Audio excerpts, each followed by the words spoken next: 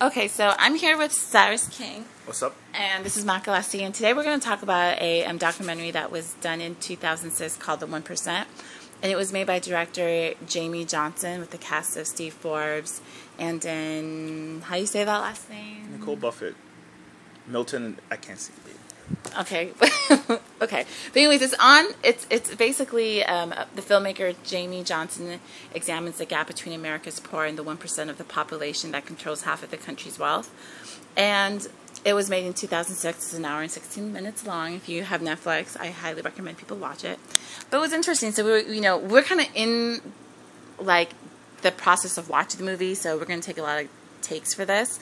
But I had to stop the movie and think about it because basically right now they're talking about, 1% of the families, like 1% owns like control like half of the country's wealth. Yeah. And we're thinking about, like the pros and cons. And before this, like actually yesterday, we were having a discussion about, classism and if it's good and bad. So, I always try to look at things from an alternative perspective that's a little bit different from mine. So I came into this movie thinking, you know what? I don't believe in this 1% concept.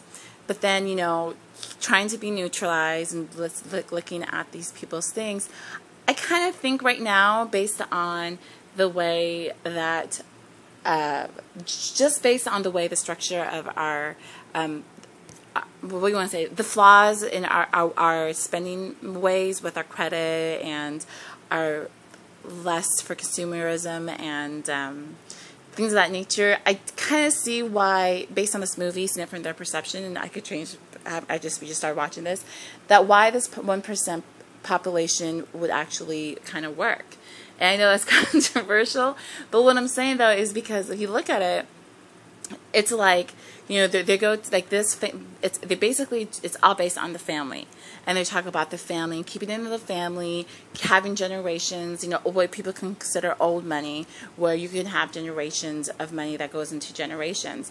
And they right now they showed a part where they went into a really high elite, what you call it, a lecture or a seminar, and they talk about, they've passed out books called Keep It in the Family and 1%, and then basically I was saying, like, okay, well, when you really analyze it from their perspective as opposed to like the masses, I guess, they basically say that like they are kind of like the engine that runs the country.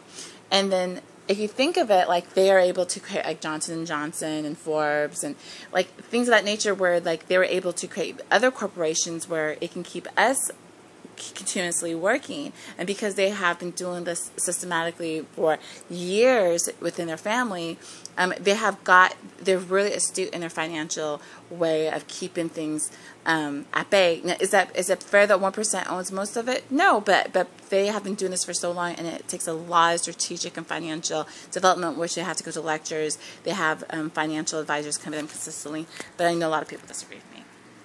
Well, I mean, it's the thing is, I'm just saying from their perspective right now. From their perspective right now, yeah.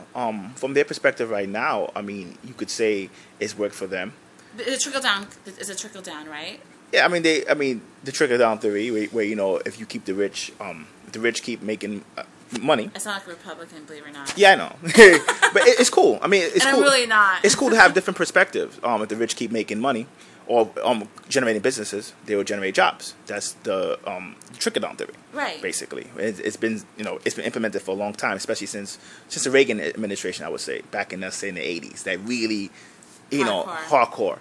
The thing is, it's that it is a controversial topic, but to me, it's a controversial topic only because it hits home for a lot of different ways depending where you stand. Mm-hmm. The reality of it is, if you look at the numbers, it doesn't add up. The reality of it is, if you look at it, the fact that, isn't America one of like the best countries financially set up like worldwide? So the system has to be working some way in a degree. Yes, but and this is not even somebody that's coming from anti-American, but even most economists would say the big, let's say the golden ages of the America economy was after World War II. So we would say from the 40s to about the 80s. That was the golden ages, which was like the military.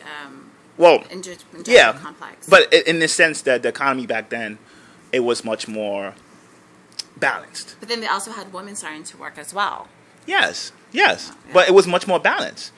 The economy after the 80s primarily has been run off, let's say, the military and pharmaceuticals, and for the most part, they don't have mass. They don't produce as much as they used to anymore.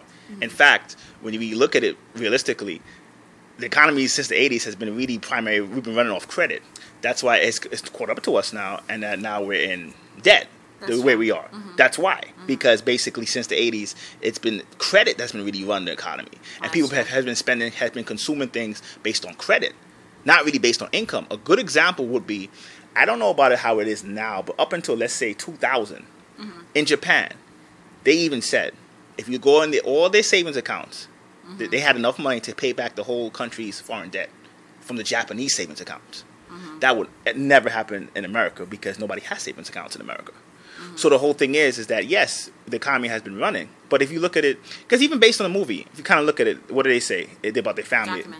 Documentary. They're about making sure their generations stay good.